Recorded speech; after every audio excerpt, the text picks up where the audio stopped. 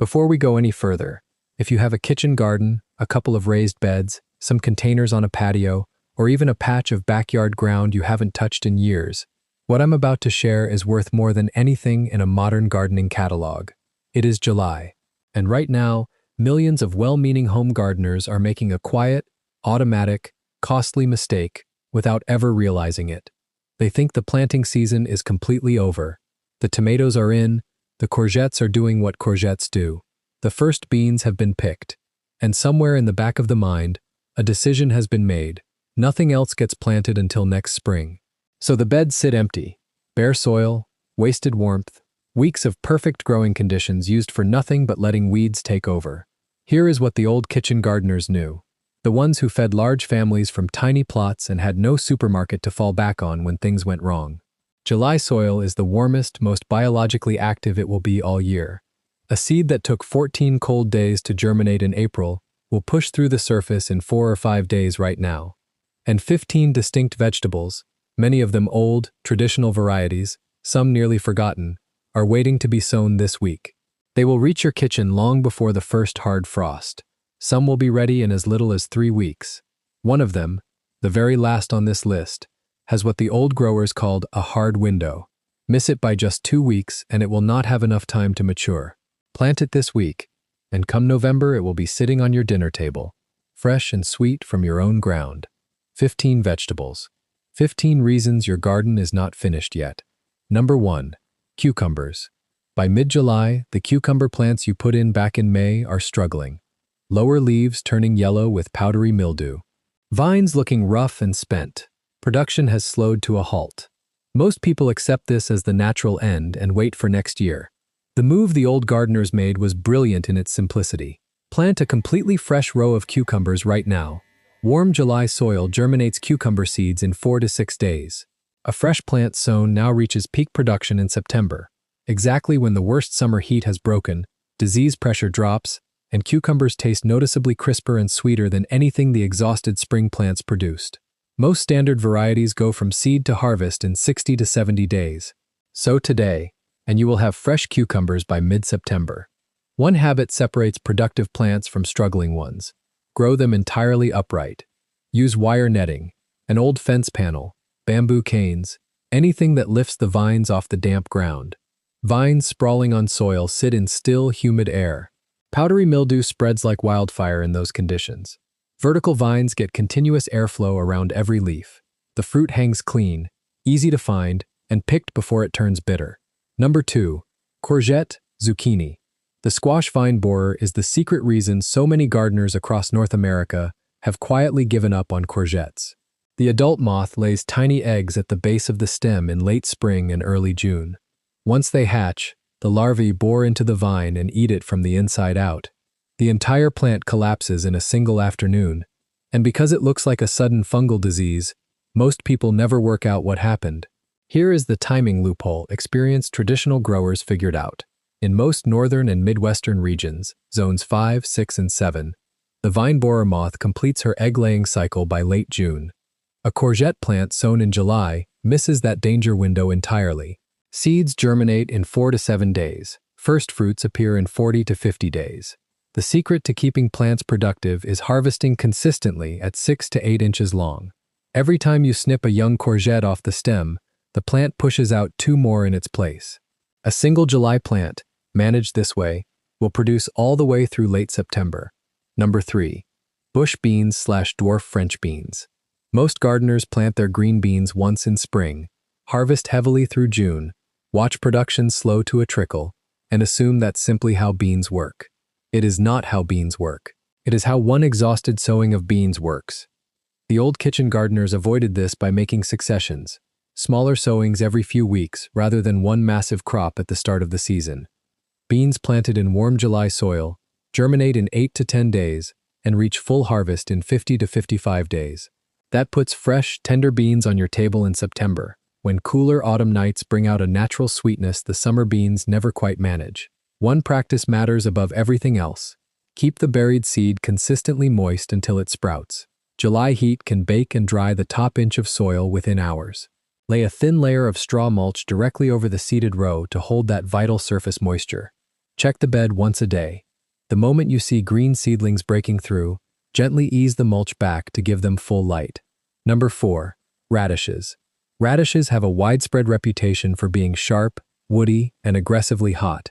That reputation comes almost entirely from two growing mistakes the old growers knew exactly how to avoid. The first is bolting. A radish sown in early July matures during the hottest, most stressful stretch of summer, resulting in a pithy, hollow, aggressively hot root that tastes terrible. The fix is simple. Delay your sowing until the second half of July. Seeds planted around the 20th or later mature in August and September, when both daylight and temperatures are shortening. That cooler maturation produces exceptionally sweet, mild, crisp roots. The second mistake is leaving them in the ground too long. Most varieties are ready in 22 to 28 days. Once they pass that window, they go hollow and fiercely hot within days. Mark the planting date on your calendar and pull them on time, regardless of size. Number 5. Lettuce. Lettuce has a hardwired biological limit. When daytime temperatures consistently climb above about 27 degrees Celsius, most traditional varieties immediately shift from making tender leaves to shooting up a tough flower stalk, flooding the leaves with bitter compounds.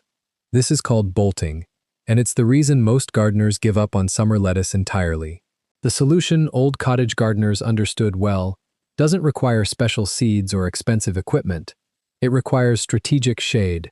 Lettuce planted where it receives full afternoon shade, beneath a sprawling tomato cage, alongside sweet corn, or beside a fence that blocks the harsh western sun, experiences soil temperatures 10 to 15 degrees cooler than lettuce baking in the open. That microclimate buffer is often enough to keep the plant making sweet leaves instead of racing to seed. Look for varieties labeled slow bolt or heat tolerant. When harvesting, use the cut and come again method. Take only the outer leaves while leaving the growing center intact. The plant will keep pushing out tender new growth for weeks from a single July sowing. Number 6. Carrots. Almost every failed July carrot sowing traces back to the same root cause. Carrot seeds are microscopic. They must be sown in the top quarter-inch of soil. In July heat, that fragile surface layer can dry out completely within a few hours of watering. If a seed begins to germinate and then dries out for even an hour, the embryo dies before it can sprout. Gardeners water, nothing comes up. They assume bad seeds. They try again and get the same blank result. Here is the foolproof fix old growers used for generations. After sowing and watering the row, lay a piece of heavy hessian cloth, burlap, or a plain wooden board directly over the seeded row. That covering traps moisture in the critical top layer through the worst heat of the day. Check underneath every single morning. The moment you spot the first tiny green sprouts, remove the covering immediately so they get full light. This single step transforms July carrot germination from a frustrating gamble into a reliable science. For a midsummer sowing, choose Danvers or Nantes varieties.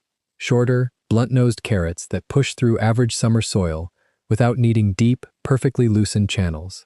Sow them now, and you will be harvesting sweet, cold-kissed carrots throughout October and November. Number 7. Kale. Most people think of kale purely as a spring vegetable, but the traditional gardeners who planted it in July and left it through the first hard frosts were eating something spring growers never experienced. When temperatures drop below freezing, a remarkable transformation happens inside the kale plant. To protect its cells from freezing, the plant converts stored starches into concentrated sugars, a natural antifreeze response. The leaves you harvest after a hard frost are noticeably sweeter, more tender, and far milder than anything the same plant produced during the heat of summer. This is why autumn-harvested kale at farmers' markets always sells out first.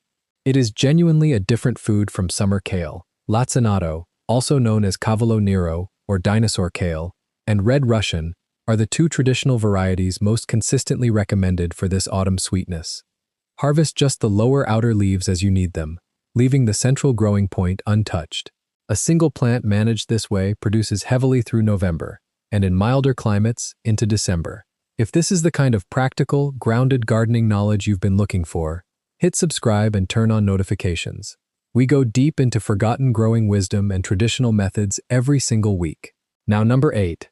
A vegetable that handles summer heat better than almost any other leafy green on the planet. Number 8. Swiss chard. While traditional spinach quickly bolts and summer lettuce goes bitter, Swiss chard simply keeps growing.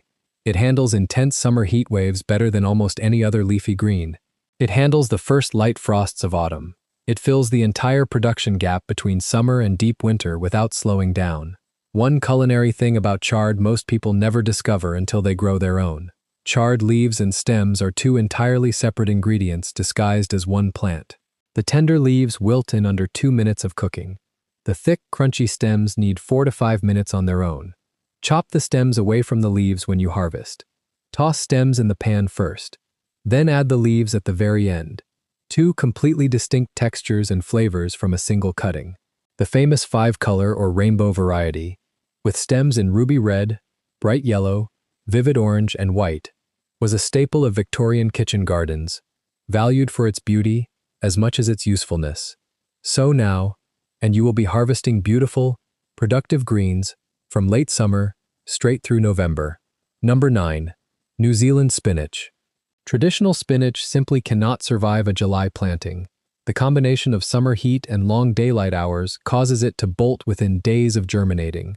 But New Zealand spinach, Tetragonia tetragonioides, is a completely different botanical plant that knowledgeable kitchen gardeners have used for centuries to beat the heat. The flavor is wonderfully mild, slightly earthier than true spinach, and it cooks identically in every dish.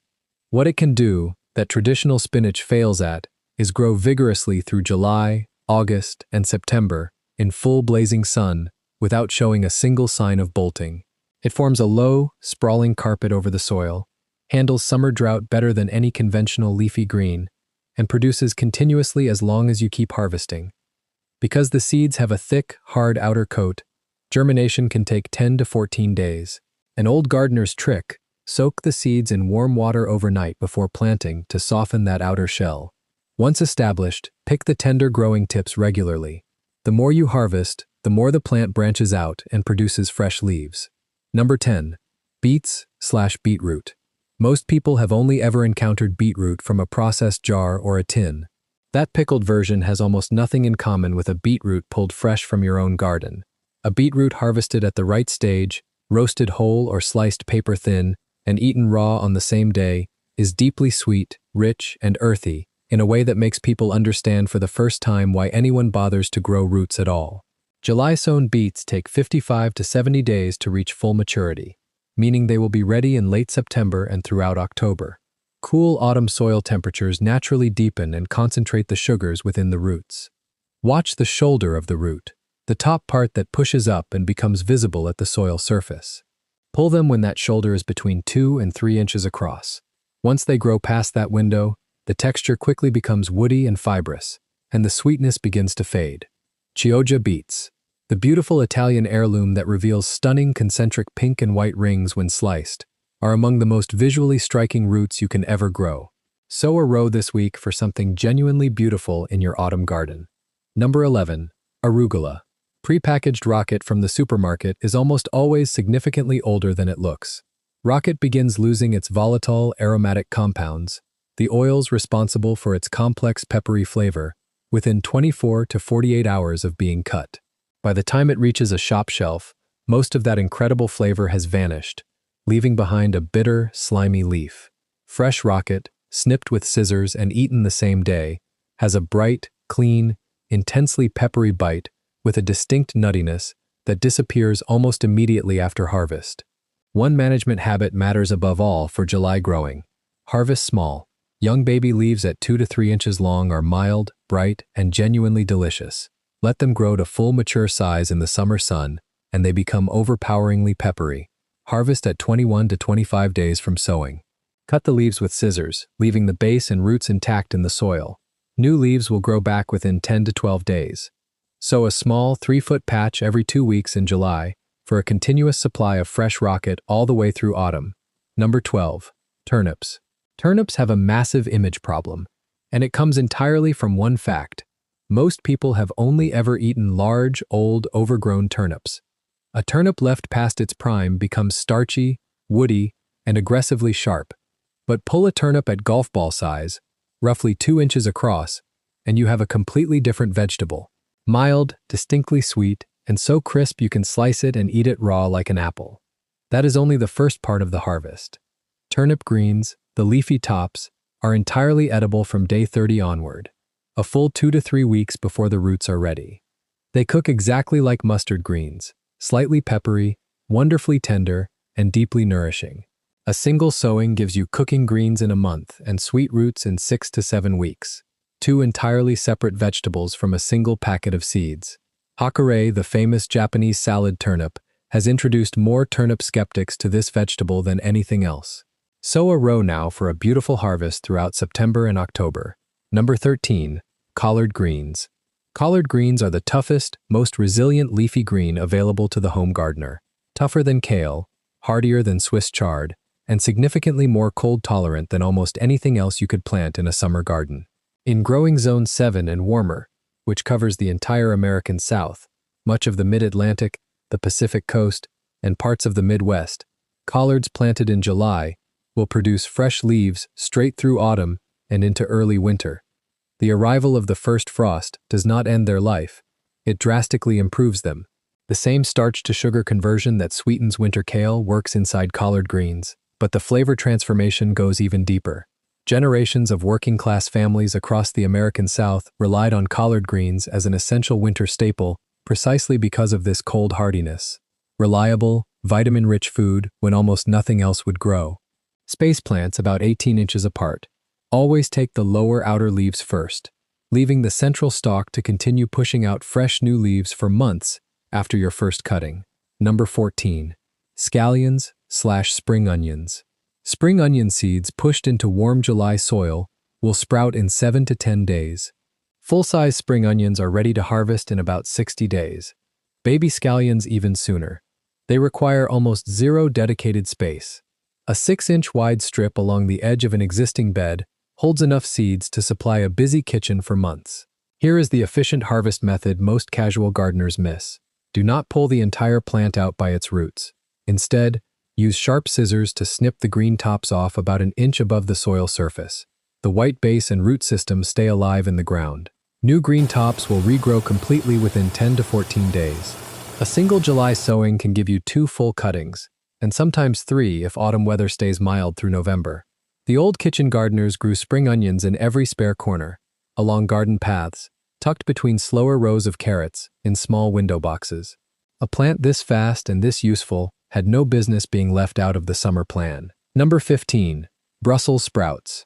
This is the grand finale, the one specific vegetable I have been building toward from the very beginning. Brussels sprouts need 80 to 100 days of growth to reach harvest maturity. Plant them in July and they mature perfectly in October and November. Wait until August and they will completely fail to finish before the freezing dark sets in. Wait until September and the growing season is over in nearly every region. July is not a casual suggestion for this vegetable. It is a strict, unyielding, hard biological deadline. If you are growing in zones 3 through 6, the upper Midwest, New England, the mountain states, and Canada, start your seeds indoors right now and transplant out in 2 to 3 weeks. In zone 7 or warmer, direct sowing into the garden bed works beautifully. Here is the secret that completely changes how most people think about this traditionally disliked vegetable. The bitter Brussels sprouts most people have eaten were cut weeks ago on commercial farms, packaged, and transported in cold storage. Fresh Brussels sprouts harvested from the stalk in your own backyard after the first hard frosts of November have a shocking natural sweetness and a deep, nutty depth of flavor that the shop-bought version simply cannot replicate. That same starch-to-sugar conversion we talked about with kale and collards. But in Brussels sprouts, the flavor transformation is absolutely dramatic. Come November, while everyone else is opening a bland, soggy packet from the supermarket freezer aisle, you will be walking out into your crisp garden and cutting a full, heavy stalk of fresh Brussels sprouts you had the foresight to plant back in July. 15 vegetables. 15 undeniable reasons your garden does not have to stop producing food until deep November takes it away from you. The soil is warm. The days are still long. Every seed you put into the ground this week represents a harvest you would have missed entirely if you had stopped planting in June like most conventional gardeners do. The old kitchen gardeners never stopped in June. They understood that a well-kept, thoughtful garden is designed to feed you in every season, not just the easy ones. Pick just one of these 15 vegetables today. Buy a packet of seeds, head out to a bare patch of soil, and start there. Which one is it going to be for your garden? Leave a comment below and tell us exactly what you are sowing this week. and what region you are gardening in. Someone growing in your exact same climate zone is reading those comments right now, looking for advice. If you found real value in this video, share it with a fellow gardener who thinks their planting season is over. Subscribe if you haven't already. There is a lot more traditional growing wisdom where this came from. Happy gardening, and I'll see you in the next video.